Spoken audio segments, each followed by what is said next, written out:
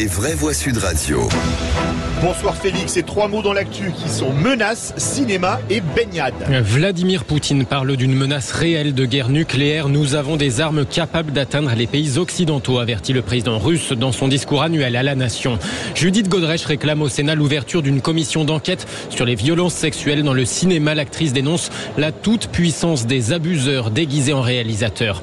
Et puis, j'irai me baigner dans la Seine quand Emmanuel Macron recycle une vieille promesse jamais tenue de Jacques Chirac. Les vraies voix Sud Radio.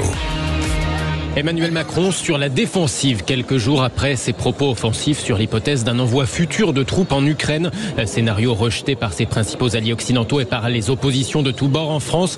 Ce sont des sujets suffisamment graves, défendus tout à l'heure Emmanuel Macron lors de l'inauguration du village olympique. Chacun des mots que je prononce sur cette matière est pesé, pensé et mesuré, dit-il. Une controverse qui en tout cas transpirait tout à l'heure dans ses propos de Vladimir Poutine. C'était lors de son discours annuel à la nation russe. Nous avons aussi des armes. Ils doivent comprendre que nous avons aussi des armes capables d'atteindre des cibles sur leur territoire. Tout ce qu'ils inventent en ce moment, en plus d'effrayer le monde entier, est une menace réelle de conflit avec l'utilisation de l'arme nucléaire et donc de destruction de la civilisation. Le président russe Vladimir Poutine, c'était tout à l'heure pour son discours annuel à la nation.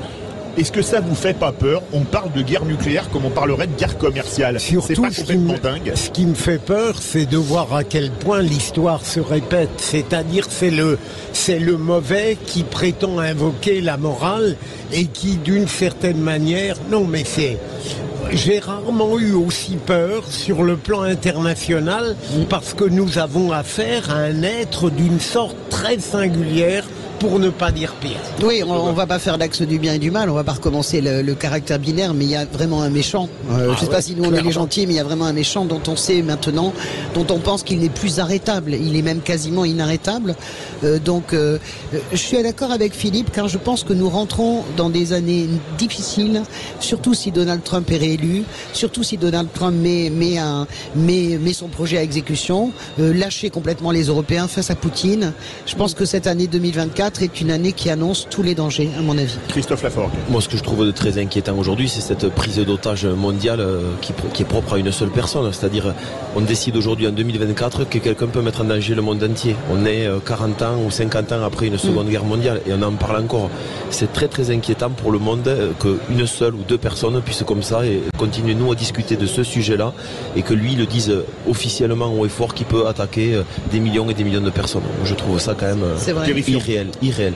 Allez, le deuxième mot, cinéma. Judith Godrèche réclame aux sénateurs une commission d'enquête sur les violences sexuelles. Devenue la figure de proue de la lutte contre les violences sexuelles depuis ses plaintes contre Benoît Jacot et Jacques Doyon pour des faits remontant à son adolescence, l'actrice était entendue tout à l'heure par la délégation sénatoriale aux droits des femmes. Alors au-delà du témoignage, Judith Godrèche est donc venue demander l'ouverture d'une commission d'enquête sur les violences sexuelles et sexistes dans ce milieu du cinéma. Cette famille incestueuse du cinéma n'est que le reflet de toutes ces familles et de tous ces témoignages que je reçois chaque jour. 4500 aujourd'hui.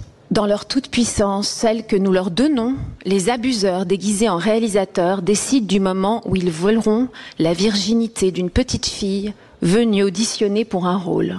Tout comme un père de famille décide de pénétrer dans la chambre de son enfant le soir pour la violer.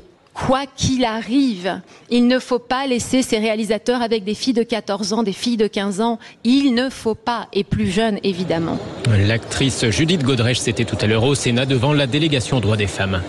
Troisième mot, baignade. Emmanuel Macron recycle la vieille promesse d'un ancien maire de Paris. Et qui c'est qui l'a dit? J'irai me baigner dans la Seine. Eh bien, il y a deux bonnes réponses à ça. La première, évidemment, en 90, un ancien maire de la capitale nommé Jacques Chirac. Plus de 25 poissons différents trouvaient des conditions de vie adéquates dans la Seine. Voilà pourquoi j'affirme que l'on peut rendre un fleuve propre.